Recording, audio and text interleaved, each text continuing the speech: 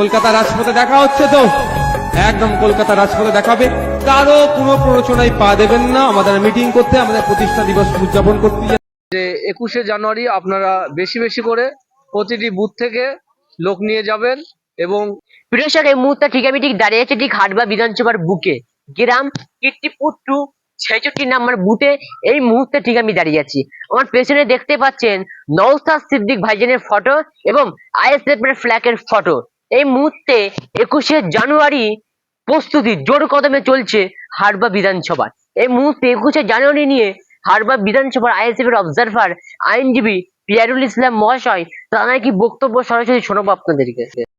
হাড়োয়া বিধানসভার অন্তর্গত কীর্তিপুর 2 নম্বর অঞ্চলের নাঙ্গলপোতা গ্রামের 66 নম্বর বুথে আমাদের ইন্ডিয়ান সেকুলার ফ্রন্টের প্রতিষ্ঠা দিবস উপলক্ষে 21শে জানুয়ারি, আপনারা সবাই জানেন 21শে জানুয়ারি কলকাতা শহীদ মিনার সমাবেশের ডাক দিয়েছে নওশাদ সিদ্দিক ভাইজান। সেই উপলক্ষে আমাদের কীর্তিপুর 2 নম্বর অঞ্চলে নাঙ্গলপোতা 66 নম্বর বুথে দেওয়াল লেখা চলছে। আপনারা দেখুন, এই পাশে সব দেওয়াল লেখা হয়েছে, আরো বিভিন্ন জায়গায় দেওয়াল লেখা চলছে। এই রাত হয়ে গেছে, রাত এখন 9টা বাজতে যায়, এই 9টা বাজতে যায়, এখনো আমাদের ছেলেরা দেওয়াল লিখছে, পরিশ্রম করে দেওয়াল লিখছে। তাদেরকে ধন্যবাদ এই পার্টির প্রতি এত সহানুভূতি বা দেওয়াল লেখার জন্য।